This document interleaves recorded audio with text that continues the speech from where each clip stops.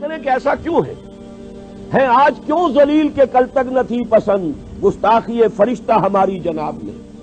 اور عام مسلمان کے ذہن میں سوال آتا ہے کہ ہم چاہے کیسے بھی ہیں، برے ہیں، ہمارے اعمال صحیح نہیں ہیں، ہم کلمہ گو تو ہیں، اللہ کو مانتے تو ہیں، محمد کے کلمہ گو تو ہیں، صلی اللہ علیہ وسلم نام لیوا تو ہے، ان کی محبت جو ہے وہ ہمارے سینے میں ہے موجود، قرآن کی تعظیم کرتے ہیں، آخرت کو مانتے ہیں، نمازیں پڑھتے ہیں. کروڑوں مسلمان ہیں جو نمازیں پڑھتے ہوں گے، 130 کروڑ میں سے آخر 30 کروڑ تو ہوں گے نماز پڑھنے والے.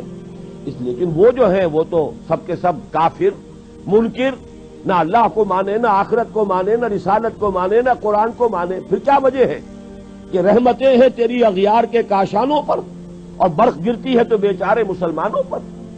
اس موضوع پر الحمدللہ کہ میرے مضامین نوائے وقت میں چھپ چکے ہیں، اور اب کیونکہ وہ تکمیل کو پہنچ گیا، سلسلہ کتابی شکل میں بھی آ جائے گا. اللہ کا ایک قانون عذاب ہے، ایک قانون کے تحت ہوتا ہے جو کچھ ہوتا ہے، اللہ کا ضابطہ ہے. قرآن اس کے لیے لفظ سنت استعمال کرتا ہے. وَلَن تَجِدَ لِسُنَّتِ اللَّهِ تَبْدِيلًا وَلَن تَجِدَ لِسُنَّتِ اللَّهِ تَحْوِيلًا. اللہ کی سنت، اللہ کے قواعد و ضوابط میں کوئی تغیر نہیں ہوتا. اور وہ سنت کیا ہے؟ کافروں پر عذاب اس دنیا میں صرف اس صورت میں آتا تھا کہ کوئی رسول آئے اور ان میں اتمام حجت کر دے، پھر اگر وہ بحیثیت مجموعی وہ قوم رسول کا انکار کرے تو اس قوم کو ختم کر دیا جاتا تھا. جیسے کہ حضرت نوح، حضرت ہود، حضرت صالح، حضرت شعیب، حضرت لوط اور آل فرعون، ان کا تذکرہ قرآن مجید میں سمجھتا ہوں کم سے کم 10 مرتبہ آیا ہے. یہ میں بہرحال حساب کر کے تو نہیں کہہ رہا، میرا اندازہ ہے کہ 10 مرتبہ یقیناً ان 6 اقوام کا تذکرہ ہے. اور اس کے حوالے سے یہ قانون سمجھ لیجئے، جس قوم کی طرف رسول بھیجا گیا اس قوم نے بحیثیت مجموعی رسول کی دعوت کو رد کر دیا، قوم ہلاک کر دی گئی. صرف رسول بچا لیے گئے اور ان کے ساتھی اہل ایمان بچا لیے گئے. اب ظاہر بات ہے کہ اب تو کوئی رسول آئیں گے نہیں، لہذا اس نوع کا عذاب کسی کافر قوم پر نہیں آئے گا قیامت تک، اس لیے کہ کافروں پر عذاب کے لیے یہی قاعدہ ہے. اب جو عذاب آئے گا ان پر جو عذاب ہے وہ آخرت کا عذاب ہے. اصل عذاب تو آخرت کا ہی ہے نا، اصل زندگی آخرت کی ابدی زندگی ہے. یہاں تو کیا ہے، قوم نوح ڈوب گئی، ختم ہو گئی، 2-4 ڈبکیاں دی ہوں گی، ہر آدمی نے جان نکل گئی. عذاب کیا آیا؟ اصل عذاب تو وہاں ہے جو آخرت کا ہوگا. دنیا میں عذاب آتا ہے مسلمانوں پر. مسلمان ہو کر تم اگر اسلام پر عمل نہیں کرتے، دعویٰ تمہارا اسلام کا ہو اور عمل تمہارا کافرانہ ہو، نام لو تم محمد کا صلی اللہ علیہ وسلم اور اتباع کرو تم محمد کے دشمنوں کا، دعویٰ کرو اللہ اور اس کے رسول کی وفاداری کا اور تمہاری دوستیاں ہوں اللہ اور اس کے رسول کے دشمنوں سے، تم کہو اللہ اور اس کے رسول کے احکام کو ہم مانتے ہیں اور سودی کاروبار کر کے اللہ اور اس کے رسول کے خلاف اعلان جنگ کیے رکھو. اصل عذاب دنیا میں مسلمانوں پر آتا ہے، جیسے کہ پہلے یہودیوں پر آیا، اس لیے کہ ہم سے پہلے کی مسلمان امت وہی تھی. جب تک حضور صلی اللہ علیہ وسلم کی بعثت نہیں ہوئی وہی امت تھی. موسیٰ کے ماننے والے، تورات کے ماننے والے یہودی، یہ امت مسلمہ تھی. لیکن ان پر کیسے کیسے عذاب آئے. نبوکدنضر کے ہاتھوں برباد کرایا گیا، کبھی پھر یونانیوں کے ہاتھوں تباہی آئی، کبھی رومیوں کے ہاتھوں تباہی آئی.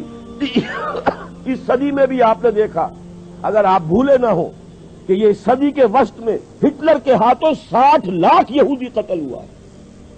یہ کون ہے؟ اللہ کو بھی مانتے ہیں، حضرت موسیٰ کو بھی مانتے ہیں، تورات کو بھی مانتے ہیں، وہ تو مدعی ہیں اللہ اور اس کے رسول کے ماننے والے.